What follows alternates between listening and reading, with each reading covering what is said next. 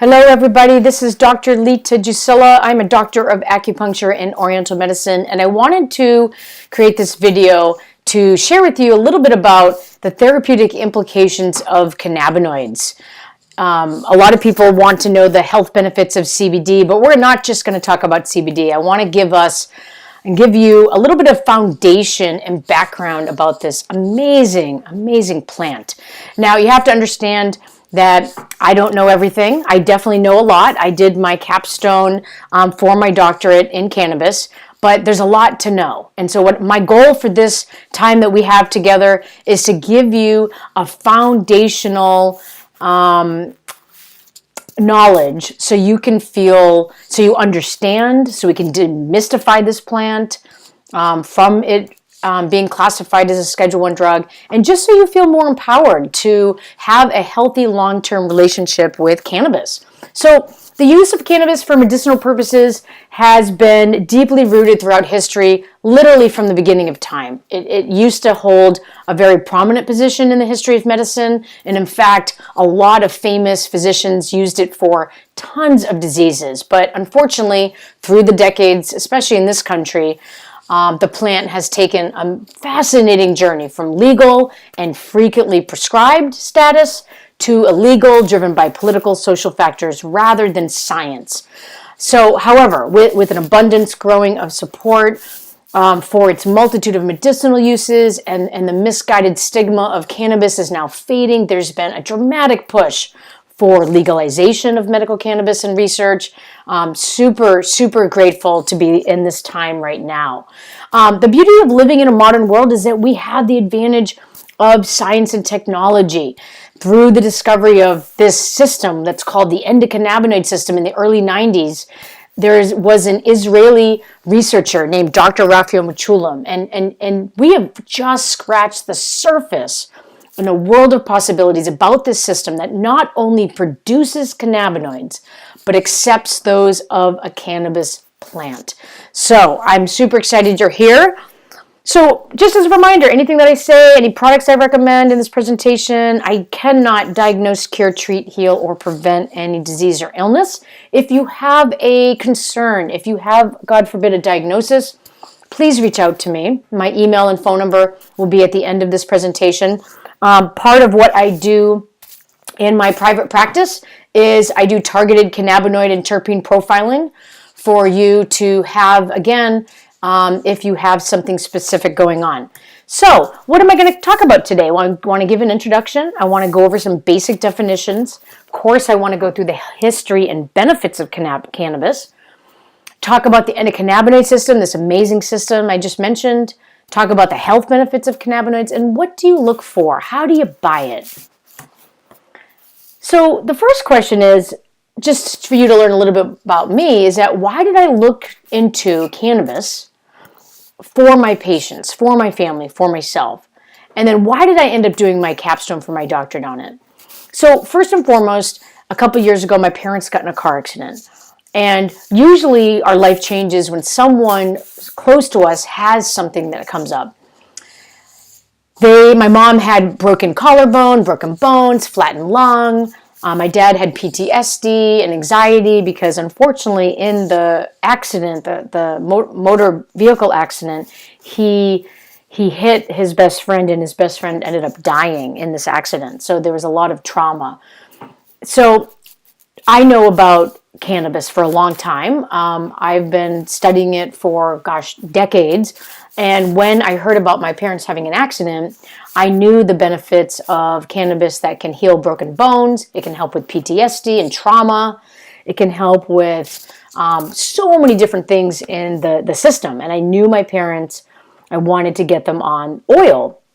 And you have to understand that my parents were the parents that went into the high schools and educated us around that cannabis was a drug. So to have them be on cannabis for the last 2 years every day has been a huge deal for me personally to understand the powerful benefits of this plant and the fact that you can have one viewpoint of it, and then really go on the flip side of it. So really amazing. I have so many other personal stories around cannabis, but this was the original reason that I looked for it. And also, when it became legalized, my patients were on it. My patients were asking me about it, and I really took it upon myself to understand this system, understand the receptors, understand the benefits of the plant, and dedicate part of what I do in this world is to stay updated on how do we responsibly recommend cannabis to individuals that are seeking the medical benefits of it. Okay, so let's start with some definitions. Number one, cannabinoid. This is what I'm talking about. It's any of the chemical compounds that are active in cannabis. So when you extract the oil from a cannabis plant, they're called a cannabinoid. Now, I did mention this endocannabinoid system. What is it? Well, it's similar to a lock and key receptor system, and it's going to be activated by these chemicals that they're calling endocannabinoids in your brain. So your brain, they naturally produces them on demand to create homeostasis. And when you don't make them, you can take those of a cannabis plant. Brilliant. And then receptor, it's probably been a long time for some of you to be in school, science class, but receptors, think of it as a lock and key. There are many different kinds of cannabinoid receptors. The most prominent ones are CB1 and CB2. They're just named that based on location. And what happens is that when they're activated, when they're conducted, they literally release a series of neurotransmitters that's going to communicate vital information to make sure that you are healthy, you're upright. So that's pretty amazing. Okay, so timeline of discoveries. I talked about in my opening that this has been a use for, since the beginning of time. In my research, it was found that 8,000 BC, in ancient villages dating even back to 10,000 years, cultures have been using this plant, oh my gosh, all over the world. I put the Chinese, the pinyin there, Da Ma. In Chinese medicine, we've been using cannabis since the beginning of time to heal constipation, soak it with alcohol for anesthetic and surgery. It's been used as a tea for gout, malaria, poor memory, rheumatism. So again, we've been using this for a long time. And, one of those things is that most of us used. Okay, so I mentioned at the beginning of this presentation that cannabis and hemp has been used for a long time, and I don't know if many of you know Richard Hamilton, but in the 2009, I believe, the Scientific American, there was an article on sustainable agriculture, and he said that humans emerged some 250,000 years ago, but agriculture is a fairly recent invention, about 10,000 years old. So agriculture is not natural. It's a human invention because of modern civilization. So Carl Sagan in 1977, he proposed the possibility that cannabis may have actually been the world's first agricultural crop, then leading to the development of civilization itself. So been around a long time. I put some Chinese medicine on this slide. In my field, we have a history of using cannabis in so many different ways. Seeped in alcohol, seeped in as a tea, extracted as oil, wrapping the leaves around a bleeding wound. Again, it's been used for a very long time. So let's take a look at the United States history. In 1851, the U.S. Pharmacopoeia classified cannabis as a legitimate medical compound. We take a look at 1937, the Marijuana Tax Act. So basically, my understanding is that there's been a very long and fascinating history to hemp, to cannabis. And if you want, take a look at these references for a more complete history. But regulation in the U.S. didn't start until the 30s. But in the late 19th century, this relationship, I think it was 1930, a gentleman by the name of Harry Anslinger He was a former official of the Bureau of Prohibition, and he then got into a job running the Bureau of Narcotics. And this, a little bit before that, the Mexican Revolution in 1910 had all these immigrants crossing into the U.S. And what happened is that they ended up coining this term marijuana based on these Mexicans crossing the border and coining them and targeting them as drug lords. So think of the word marijuana, Mary and Juan. So it's very negative, very negative. And not only was he not happy with the Mexican Americans, he was also targeting African Americans. And we know about the three strikes rule, the war on drugs, and all that kind of stuff. And so it's really, really sad. I believe also he was probably an investor in a paper company or owned a paper company and felt that hemp was a conflict of interest. Last thing I want to note here, that 1999 Department of Health and Human Services, our own government, filed a patent for cannabinoids in 2003, got it awarded as cannabinoids being an antioxidant and neuroprotectant. So take a look at this patent. Bottom left here, 1999. And what's interesting about this, 1999, so 20 years ago, our government knew that cannabinoids, so top left here, is beneficial as an antioxidant and a neuroprotectant, although the definition of Schedule I drug is no medical benefit at all. So a lot of controversy, really good to know this. So moving on to the bulk of my presentation. So health conditions influenced by cannabinoids. The question is, how could one family of molecules help so many issues? The most obvious response is, they might not. And the research is preliminary, but there's more, now that cannabis is legal, there's a lot more funding.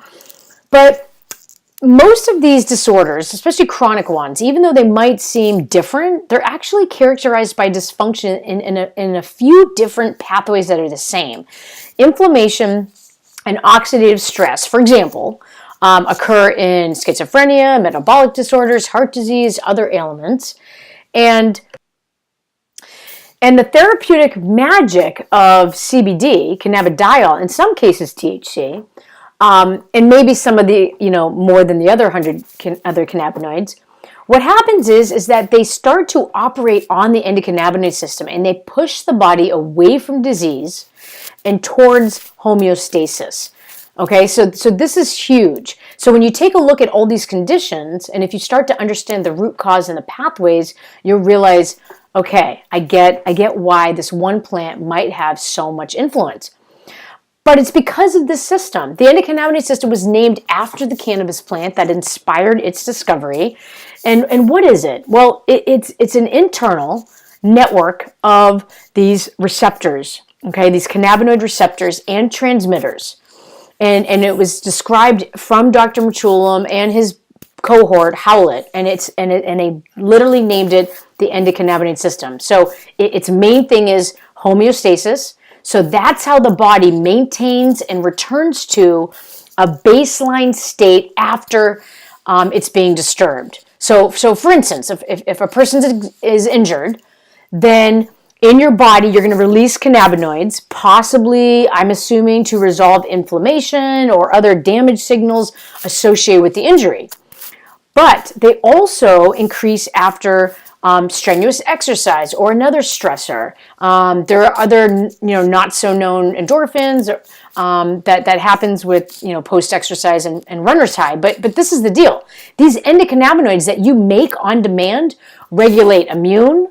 They regulate appetite, memory formation, a lot of different other functions. So, the conversation is that we believe at this point there might not be any other signaling system discovered in the last 15 years that's going to be as prominent as this. And it's really, recognizing and understanding the medical benefits is complicated. So, this is the deal. You have this system. You have an endocannabinoid system in your body. It's innate, okay? On demand, you produce these cannabinoids, these neurotransmitters that are going to literally direct all the things in your body conduct, okay? But the number one thing you should be asking yourself is my endocannabinoid system working? So in order for it to work, the first thing you need is nutritional and dietary cofactors. They are required as building blocks for this endocannabinoid system to function optimally. Then, an optimally functioning endocannabinoid system is going to create, again, these endocannabinoids on demand based on what you need. Then, once your body creates these endocannabinoids, they engage in these very specific receptor sites in a lock and key fashion. And then once they're engaged, the neurotransmitters are released. They're sending messages to your cells, your tissues, your organs, other systems in the body that are critical for optimal health, okay?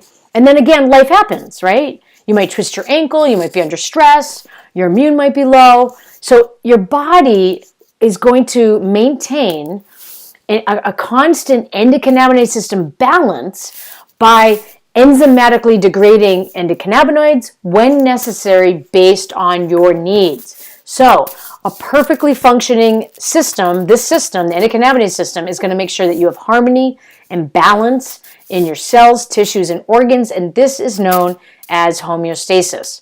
Now, what's interesting about this is that this system is believed to have more cellular receptor sites than any other system. It is involved in every aspect of health.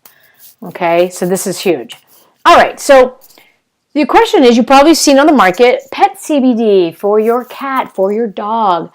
The endocannabinoid system exists in all animals except for non-chordate invertebrates, so insects, nematodes, hydrae, fungi, and plants. It started with the sea squirt. So, as a reminder, this system plays a central role in the orchestration, maintenance, and balance of optimal health and healing, which is what? Designed and defined by homeostasis. So let's take a look at these receptors, because I talked about this elegant lock and key cell signaling receptor site system that's, again, activated by these endocannabinoids produced on demand based on your needs. CB1 receptor locations, so they're in the central nervous system, the testes, the uterus. It's in adipose tissue, connective tissue. It's also in endocrine, exocrine glands, the liver, the heart, the spleen, the leukocytes, the GI tract. So you can think of this as generally as central nervous system. Now, CB2 receptor locations, we think of immune. So what does that look like in the body? Well, we have monocytes, macrophages, we have the B cells, T cells, the liver, spleen, tonsils, the enteric nervous system. These all have to do with immune. One thing I want to make note about this is that there's a lot of different cannabinoid receptors, and CB1 and CB2 are the most prominent. So that, when you're taking a look at where these receptors are and all the ones I just listed, they're pretty much everywhere, all over your body. So if you have an issue, with your, let's say your heart, then that's CB1 receptors. You want to look at your cardiovascular system for the heart, but you also want to look at the endocannabinoid system. So what does the system do? Well, the endocannabinoid system modulates all these different things here. So take a gander at that. The one about reproduction, so embryonic development, that they've discovered this system is already happening, I think within 6 weeks. High levels of anandamide and CB receptors exist in the uterus, and then the pre-implanted embryo. The placenta is rich in cannabinoid receptors, so that really allows communication between the mother and the embryo. And then, of course, I'll mention in a minute, mother's milk. It's rich in endocannabinoids, and it's critical, actually, for the initial suckling. So let's step back here. Let's talk about these cannabinoids, because the first one I mentioned, you make them in the brain on demand. And when you don't make them, luckily, you can take these cannabinoids from a plant, from the cannabis plant. There's also synthetic, so these are the ones pharmaceutical companies are making. And then the last one I want to note is there are terpenes that mimic cannabinoids. So take a look at those. Liverwort, kava kava, maca, frankincense. These are all really great to get. But the one thing I do like to mention on this slide is that these might only operate on CB2 receptors. So if you're wanting to focus on the heart, then, and I just mentioned that the heart is, the receptors are CB1 receptors, then it's not going to replace the full spectrum of the cannabis plant. So just know that. But these are obviously very good to have as part of your diet regimen. So let's talk about the 2 cannabinoids that you make. The first one is called anandamide. It's Sanskrit for bliss. It's a type of essential fatty acid, and research around this shows it's important for memory, motivation, higher thought processes, movement control. It also is an important role in appetite control and perception of pain. So what happens is that when anandamide binds to the cannabinoid receptor in the emotion center of the brain, it produces a mild state of bliss as well as a calming effect. So when you're eating chocolate, that's why you feel calm and blissful. People that meditate, very similar, also the runner's high. So when you're participating in these activities, you're releasing anandamide. It's pooling in the blood for then, when you're stressed or you're not blissed out, you can then have access to this cannabinoid when you need it on demand. Now, the second one is called 2-arachidonoglycerol. So in 1995, 3 years after they identified anandamide, again, Dr. Raphael Mechoulam, his group, they discovered this second one. And this is a fatty acid metabolite with a little less, elegant of a name. Anandamide is so nice because it's Sanskrit for bliss, but we just nicknamed this one 2AG. It's a little different than anandamide because it's able to bind or at least conduct on both CB1 and CB2 receptors, but both anandamide and 2AG are now known to play a major role in direct cell-to-cell communication. So these endocannabinoids make sure that all cells of a particular type or in a specific area of the body or the brain are going at the right pace and in the right direction. This is huge. This is huge. One thing I want to make a note on a study they did on rats with blocking 2AG. So the rats could suckle their mom's milk and they, no problem. And when they blocked 2AG from being produced in the brain, they just keeled over and died. There was no motivation to thrive, no motivation to be here. So this is interesting. So think about anandamide, the bliss molecule. Do you know people that have a low mood or depressed? But then this one, I've nicknamed, or a couple of us have nicknamed, the motivation molecule. How many people do you know that are not really motivated to be on purpose in the world, giving their gifts, having deeper, intimate connections, being present? So yeah, this is a huge one. So there are over 113 identified cannabinoids. In fact, they're talking about 150 to 180. But the most popular ones at this point are THC and CBD. THC is the one that is psychoactive effect in the brain, and CBD is non-psychoactive. We're not really talking about THC too much today, but it is a supreme pain reliever because it reduces pain signals to the brain. Really amazing to take topically. If you are someone that, works for the school systems or the police, you are drug tested. It's especially effective against neuropathic, so nerve pain. Amazing for cancerous cells. If someone is having vomiting and nausea and they're depleted, THC is great. It stimulates appetite. It's a strong anti-inflammatory. It can really help seizures, epilepsy, PTSD, glaucoma, any sort of sleeping disorders related to a circadian rhythm, and even asthma and chronic bronchitis. No one's ever overdosed on THC. It's because CB1 and CB2 receptors are not located in the brainstem where breathing and heart rate are controlled, and you cannot turn off these mechanisms like opioids do. But what's going to happen is that if someone does take too much THC, an overdose would feel more like anxiety and a feeling of harm, but no harm is actually occurring.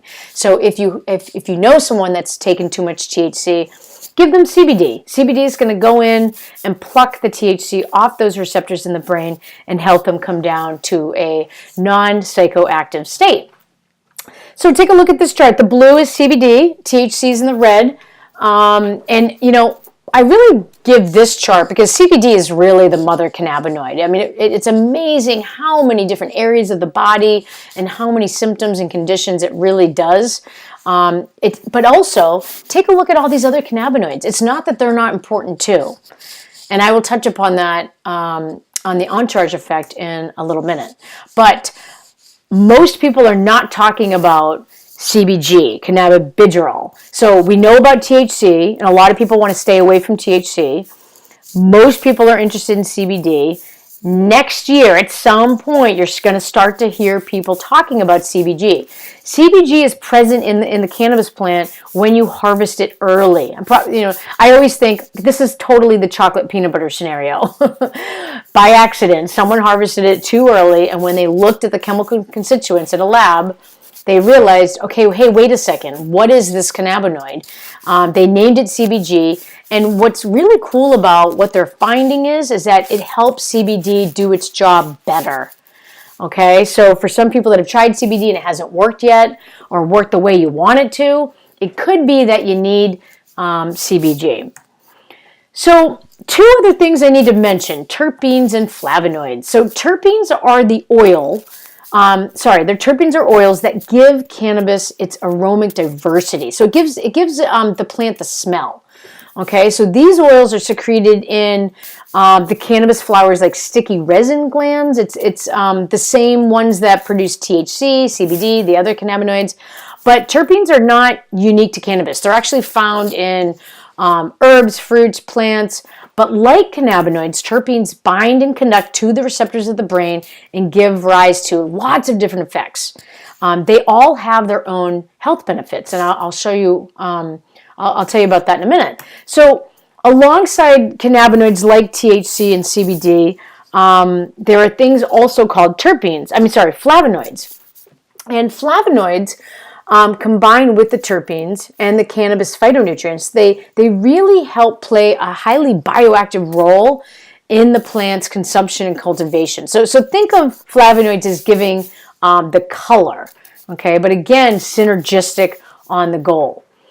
So cannabis, we've had major milestones. I put them in this country in red. So 1988 was when the first receptor was identified. 92 was when CB2 receptor, and then anandamide, and then 2AG in 95. So it's the year 2019 right now. So 1995 is really not that long ago. So this is news for most people.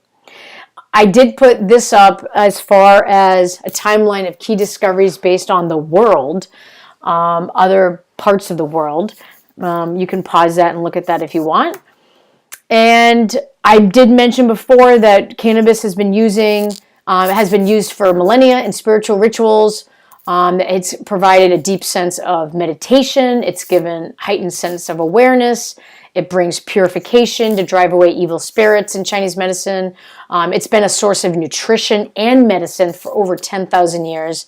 And, as a side note, the endocannabinoid system in Chinese medicine, there's a lot of synergistic, yin and yang. Chinese medicine, it's all about balance, and the endocannabinoid system is all about balance and homeostasis. So the function, the basic foundational principles of the endocannabinoid system and the concept of Chinese medicine are similar in their root. So that was exciting for me. What's going on in the U.S. today? Well, we have 33 states and D.C. have legalized cannabis for medical conditions. 10 have also legalized it for recreational use. The 2018 study has not been released yet, but as of 2017, 55 million Americans reported cannabis use. And that's, again, people that have said they've used it. Okay, we're getting there. Hopefully you guys are doing well. Feel free to pause this at any moment. This was, in my research, I did a literature review on therapeutic effects of cannabis and cannabinoids, and these were the top 4. So research categorized cannabis as being therapeutic in 4 different ways. Number 1 is if there was conclusive or substantial evidence that cannabis or cannabinoids are effective. Number 2 was moderate evidence. 3 was limited evidence. And 4, no or insufficient evidence. So these all 4 came out to number 1, conclusive and substantial evidence that cannabis is effective. So good to know. Okay, so by this time in my presentation, you realize you have this system, you make these cannabinoids, and oh my gosh, what if I'm not? How do I make sure, what can I do to make sure that this system isn't deficient? Okay, so considering how important the endocannabinoid system is to your body and your brain, it's not a surprise that any lack of endocannabinoid activity is going to be linked to any sort of debilitating ailments. So fibromyalgia, migraine, MS, seizures, chronic fatigue, IBS, I mean tons. In 2003, there was a gentleman named Dr. Ethan Russo. He developed a term for this condition. It's called CEDS, Clinical Endocannabinoid Deficiency Syndrome. And since then, there's been an even greater appreciation for the role of this. So let's take a look. These are human studies as of 2014, where if you have an endocannabinoid deficiency, this is what they found. Take a look at that. So here's Dr. Ethan Russo. He did a paper on seeing the combination of the root cause of migraines, fibromyalgia, and IBS. He's a neurologist and a cannabis researcher who developed this theory. And he believes that all humans have this, what he's calling underlying endocannabinoid tone. And it's a reflection of the levels of anandamide and 2-AG, their production, their metabolism, their relative abundance, the state of your receptors at any given moment. Okay? Now, this theory has been really accepted, especially since I've been in the medical cannabis world for the last few years. When this deficiency happens and your system's not making these cannabinoids, it's going to produce clinical symptoms and health conditions. So this is important to know. I always say, think of your muscle tone, right? If you're not working out your muscles, you're going to lose the tone. So this is a nice way to relate to it. So let's review. This system is in all vertebrates. Its main function is homeostasis. It's a system of receptors and agonists. It's going to regulate, relax, eat, sleep, forget, and protect. It's a microcosm of psychoneuroimmunology or mind-body medicine, and you need vital foundational nutrition in order for this system to work. Awesome. Okay, so this part of this is the second part of my presentation. I want to go over the health benefits of cannabinoids. And then at the last portion, we are going to go over some practicality of delivery, what to know, delivery systems, what to know, how to buy, what to look for. Okay, gene transcription modulation. So CBD downregulates 517 processes and upregulates 656. THC is going to downregulate 29 and upregulate 36. So this is huge. Downregulating inflammatory cytokines and inflammatory receptors is a big deal. So take a look. The best way I can describe this is this. You have your immune system and your DNA. So like say your DNA unwinds, a signal from the brain is going to scan your DNA and it finds a cancer cell. When CBD comes in, it's going to eat all the cancer cells and leave the healthy cells. It's kind of like a Pac-Man. But what's interesting about CBD, it's going to turn on or off the expression of genes. One part of it is upregulating glutathione synthesis. So as the protein scans your DNA for a damage or mutation, it's going to invoke what we call, again, you could call it Pac-Man or cellular apoptosis, okay? But this process is blocked when your body is expressing inflammation. So that's a big deal. So, for instance, patients that have brain fog or cellular, damage, they have free radical issues coming on, neuroinflammation, it's going to create anxiety, mild toxicity. So this is pretty big. How to sum up this slide would be this. CBD is going to have a much broader effect than THC on your gene transcription level, meaning turning on and off DNA, your genes for being expressed. Okay, and we could go further down this rabbit hole, but this is a big deal. The second thing is anandamide and 2-AG are, they're internal. You make them on demand. They're neuroprotective agents produced by your nervous system when you have chemical or mechanical trauma. Okay, so this little image at the bottom left is when you have glutamate excitatory, so MSG. It's a direct neurotoxin. You're seeing that cycle of microglia in the brain, and it's literally creating cell death. Okay, it's injuring the neurons, and so CBD comes in. Again, brain inflammation, think of CBD, it's an oil. It's going to cool down the brain on fire and stop the cycle of brain inflammation. So what are ways that you get in brain inflammation? Look at all the list here. Mercury in your mouth, glyphosate, that's the solvent in Roundup, mold, Lyme, EMF, gut infections, traumatic brain injury, could be a concussion, CTE with our football players. So environmental toxins. So lots of brain inflammation. So neuroplasticity, I was told you couldn't regenerate brain cells. That's not true. You actually can, with cannabinoids, regenerate brain cells. Really exciting. If you have a specific symptom or condition or diagnosis, you can take a look at all the different ways cannabinoids can help you. Make note that this helps fatty liver. Pain management, it affects the perception of pain. So I had a patient who was bedridden, and once she started taking CBD, her perception of pain changed. She can get up and move around. And even after surgery, they always want you to move around regardless of how much pain you're in, because you need to get your chi and blood flowing. So that's what's so great about CBD, is it changes the perception of pain. At a medical conference at UCLA last October 2018, someone presented the last clinical study they did, and they had a 100% success rate with opioid withdrawal. So this is a medical crisis. I think there was over about 80,000 Americans have died of opioid-related overdoses since 2017. We have known for about 150 years that cannabis is capable of acting in concert with opioids to treat pain, and it's allowing what we call opioid sparing. This means that a lower dose producing the same or better level of pain control. Huge.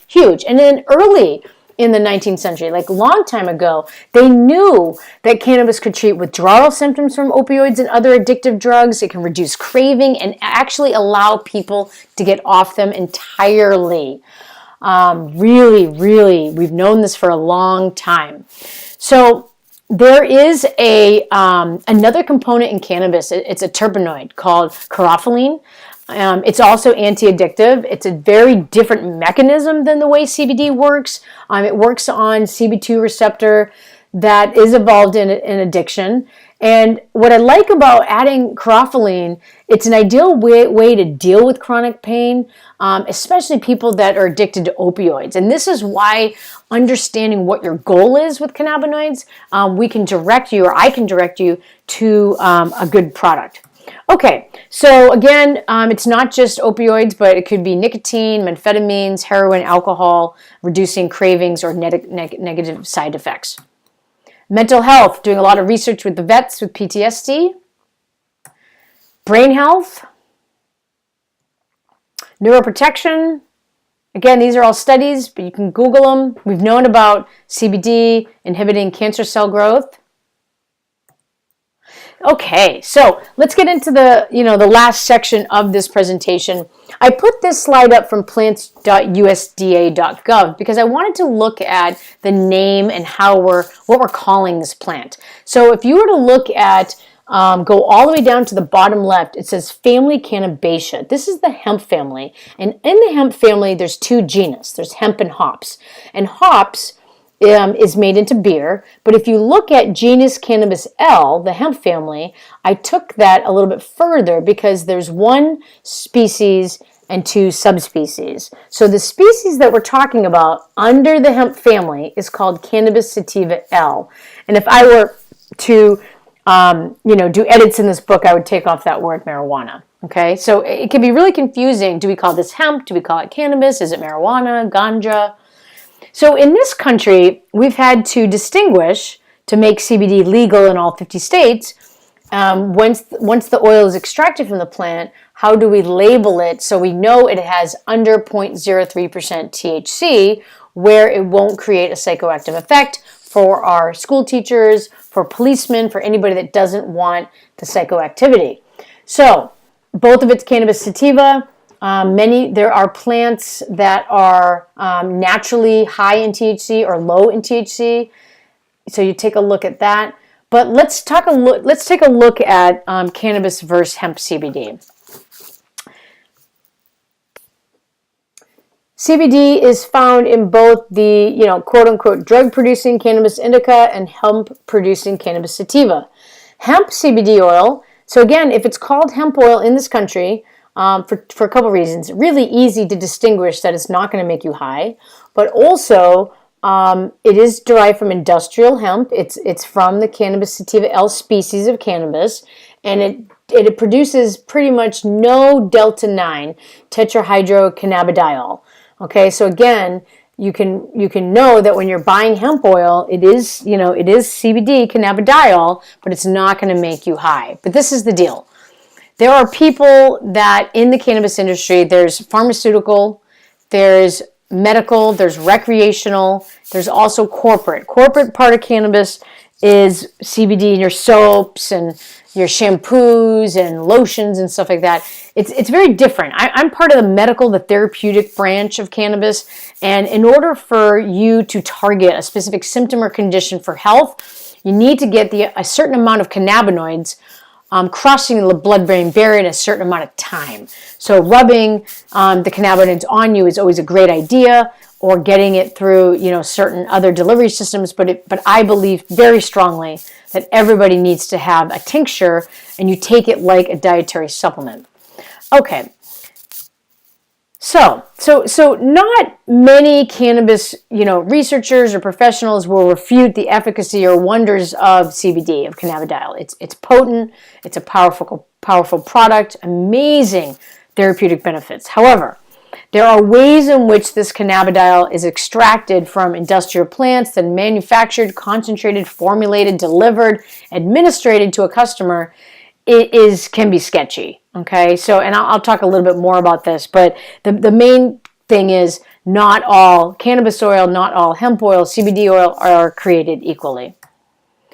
So CBD works best when combined with other cannabinoids. There's this thing called the entourage effect. Cannabis is a botanical, and if you know anything about plants, it doesn't rely on one compound to produce the beneficial effects. Actually, rather, there'd be many. And that's also the same with cannabis, with over 100 related molecules that we call cannabinoids. But there's the aromatic compounds, the terpenes, the flavonoids. All these things create a synergistic effect. So it's the idea that 2 plus 2, instead of equaling 4, 2 plus 2 equals 8 in terms of benefit.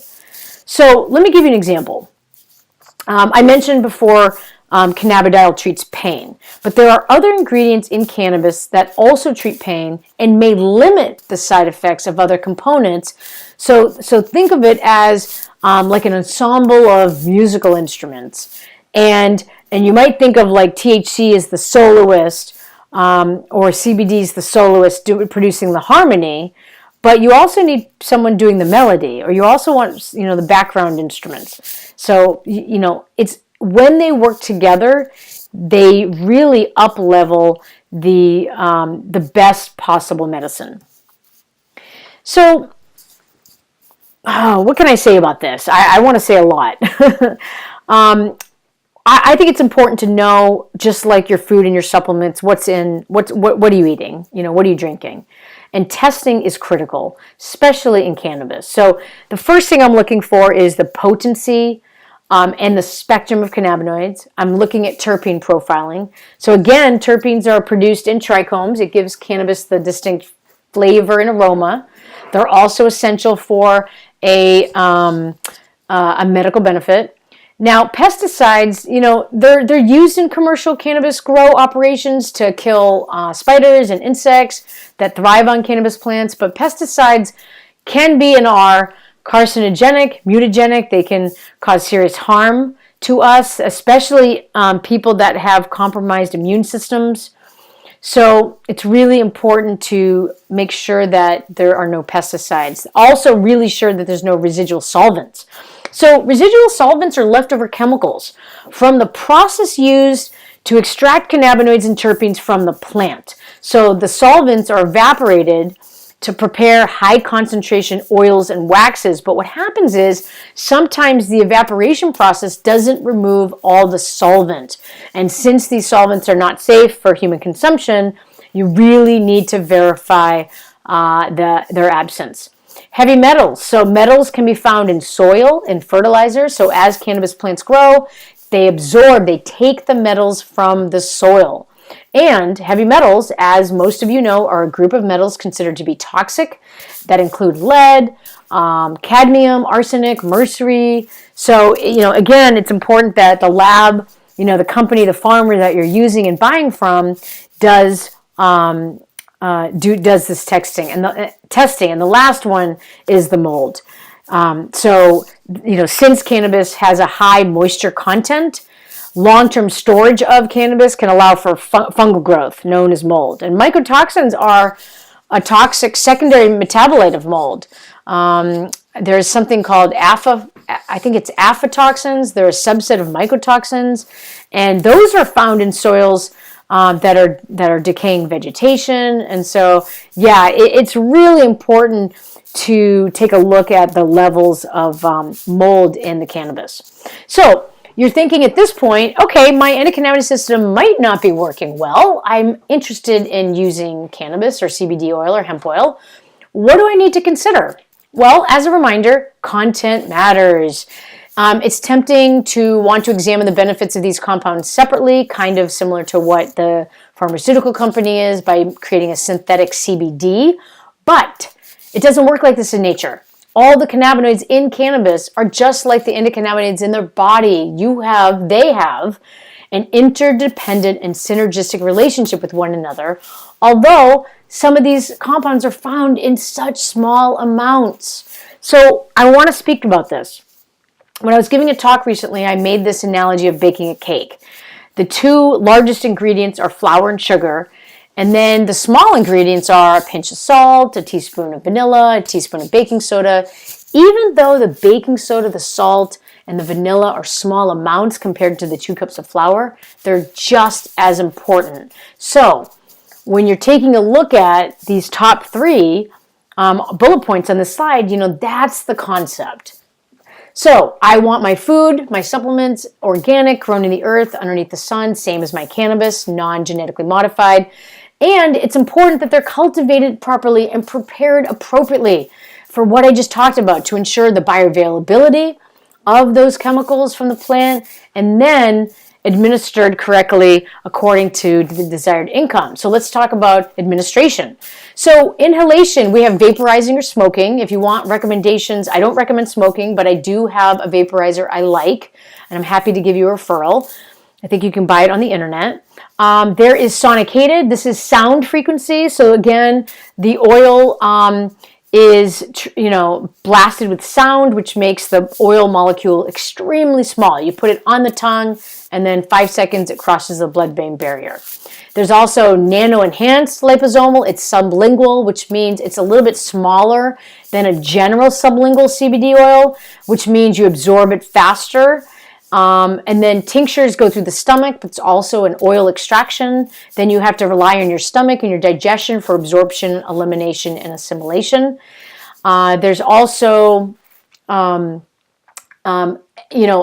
ingestible edibles. So these are capsules. There's also the tinctures that swallow. So that's going through the stomach. Topicals are salves, liniments.